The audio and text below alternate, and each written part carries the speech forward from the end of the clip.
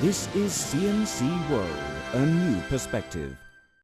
The world is barreling down a path to heating up by 4 degrees Celsius by the end of the century if the global community fails to act on climate change. This could trigger a cascade of cataclysmic changes that include extreme heat waves, declining global food stocks, and the sea level rising, affecting hundreds of millions of people. All regions of the world would suffer, some more than others. But the report found that the poor would suffer the most. It has implications for disaster risk management, it has implications for food supply, and most importantly for us, the worst impacts are going to happen in the poorest countries, to the poorest people. Turn Down the Heat, a snapshot of the latest climate science prepared for the World Bank by the Potsdam Institute for Climate Impact Research and Climate Analytics, says that the 4 degrees Celsius scenarios are potentially devastating. The inundation of coastal cities, increasing risks for food production potentially leading to higher under- and malnutrition rates, many dry regions becoming drier, wet regions wetter, unprecedented heat waves in many regions, especially in the tropics, substantially exacerbated water scarcity in many regions, increased intensity of tropical cyclones, and irreversible loss of biodiversity, including the coral reef systems. You know, I have a 3-year-old son, and when he's my age, he could be living in a completely different world. One in which we don't have enough food to feed our population, one in which cities are inundated with water. And the window is narrow. We've got to take action now. However, a 4 degrees Celsius change in the world is not inevitable, and with sustained policy action, warming can still be held below 2 degrees Celsius, which is the goal adopted by the international community and one that already brings some serious damages and risks to the environment and human populations. The World Bank Group's work on inclusive green growth has found that with more efficient and smarter use of energy and natural resources, opportunities exist to drastically reduce the climate impact of development without slowing poverty alleviation or economic growth. CNC sat down for an exclusive interview with the German expert on the issue, Hans-Joachim Schellenhuber. He called for strengthened actions against the global problem, warning that nature will not wait. Professor Hans-Joachim Schellenhuber, director of Potsdam Institute for Climate Impact Research, or PIK, said global warming has become so serious that scientists are really concerned. With the current pledges made after the Copenhagen Accord, you know what countries said we will do regarding climate measures and have submitted to the Climate Secretariat in Bonn.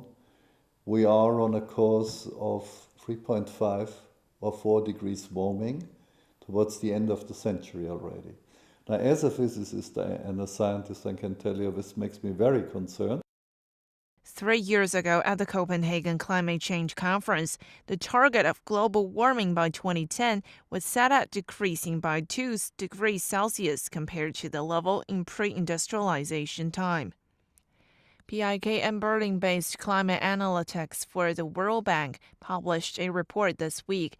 It explained that a 4-degree increase in temperature by the end of the century will mean an increase of 6 degrees Celsius or more in average monthly summer temperatures in large regions of the world, including the Mediterranean, North Africa, and Middle East, and the contiguous United States.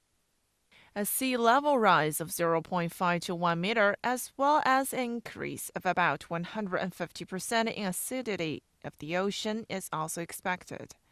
The United Nations Climate Change Conference in Doha next week is the 18th conference of parties to the United Nations Framework Convention on Climate Change. Our answer is that yes, it is still possible. We have the technical means for it.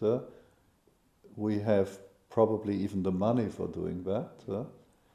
But we do not have the political will so far. So if we want to still keep the warming below 2 degrees, we probably have to bring about, one way or the other, a sea change, almost an industrial revolution over the next 10 years, or start.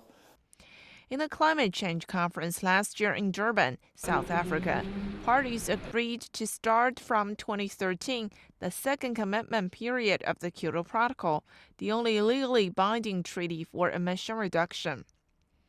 A protocol, another legal instrument or an agreed outcome with legal force under the convention applicable to all parties, was decided to be set no later than 2015 and to be implemented in 2020.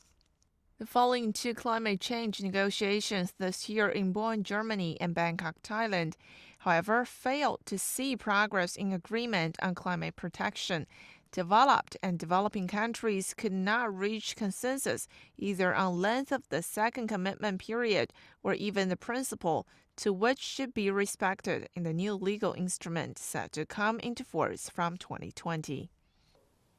We must not forget the physics. And there are so many things that divide us. We have different cultures, we have different histories, we have different capacities. There are many things that unite us. We are all human beings. And we all want to save the world for our children, of course. But we must not forget that nature will not forgive us if we are not able to come to an agreement. I think, well, if we cannot solve the problem today, we will solve it in 10 years. But in 10 years, it will be too late for holding the 2 degrees line.